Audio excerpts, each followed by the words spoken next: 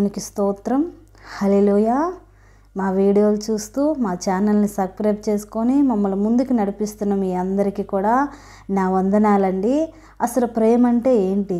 ప్రేమకు అర్థం ఏంటి? అసలు ఎవరినెవరు ప్రేమిస్తూ ఉన్నారు? అసలు ఈ భూమి మీదకి ప్రేమ ఎలా వచ్చింది అనేది ఈరోజు మనం తెలుసుకుందామండి. మనం ఈ లోకంలో చాలా ప్రేమలు ఉన్నాయండి.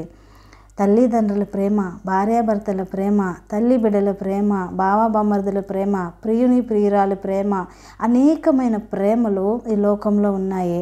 అయితే అసలు ప్రేమ ఎక్కడి నుంచి వచ్చింది? ప్రేమ ఎవరిని బట్టి వచ్చింది? ప్రేమ అంటే ఏంటో ఈరోజు మనము బైబిల్ గ్రంథంలో చూద్దాము.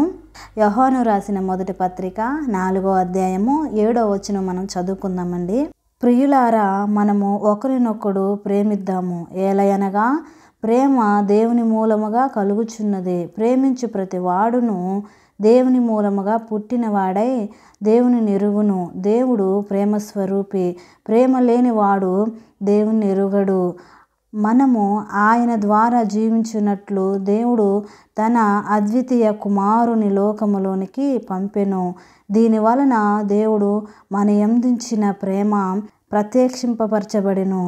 మనము దేవుని ప్రేమించితమని కాదు, తానే మనలను ప్రేమించి మన పాపములకు ప్రాయశ్చిత్తమై యుండుటకు తన కుమారుని పంపెను. ఇందులో ప్రేమయున్నది. ప్రియులారా, దేవుడు మనలను ఇలాగూ ప్రేమింపగా మనము ఒకరినొకడు ప్రేమింపబద్ధులమై ఉన్నాము. చూశారు కదా, మొదటగా ఎవరు ప్రేమించారండి మనని? దేవుడే ప్రేమించాడు. ప్రేమ ఎలా వచ్చిందంట? దేవుని మూలముగా ఈ భూమి మీదకి ప్రేమ వచ్చి ఉన్నది. దేవుడే ఆయన మన కొరకు ప్రాణం ఇచ్చి ఉన్నారు. యేసయ్య ప్రేమ మీద ఒక పాట పాడుకుందాం. ప్రేమ యేసయ్య ప్రేమ, ప్రేమ యేసయ్య ప్రేమ, మారినది మరువనిది, వీడనిది ఎడబాయనిది, మారినది మరువనిది, వీడనిది ఎడబాయనిది. ప్రేమ యేసయ్య ప్రేమ, ప్రేమ యేసయ్య ప్రేమ. తల్లి మరిచిన గాని నన్ను మరువనన్న ప్రేమ, తండ్రి విడిచిన గాని నన్ను విడువనన్న ప్రేమ, తల్లి మరిచిన గాని నన్ను మరువనన్న ప్రేమ, తండ్రి విడిచిన గాని నన్ను విడువనన్న ప్రేమ, నేనేడుస్తుంటే ఎత్తుకున్న ప్రేమ,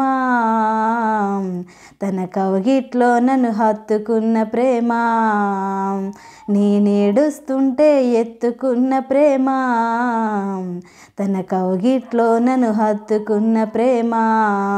ప్రేమ యేసయ్య ప్రేమ, ప్రేమ యేసయ్య ప్రేమ. తల్లైనా మనను మరచునేమో కానీ, తండ్రైనా మనను విడిచినేమో కానీ, దేవుడు మనల్ని ఎన్నడూ విడవడు, ఎడబాయడు. ఆయన ప్రేమ మనకి శాశ్వత కాలము ఉండును. ఈ లోకంలో మనల్ని ప్రేమించిన వారు ఎవరైనా కానీ, మన తల్లే కానీ, మన తండ్రే కానీ, ఎవరైనా కానీ, మన భార్య కానీ, మన భర్తే కానీ, మనను ఒక దినం విడిచి వెళ్ళిపోతారండి. మనతో శాశ్వత కాలం ఉండరు.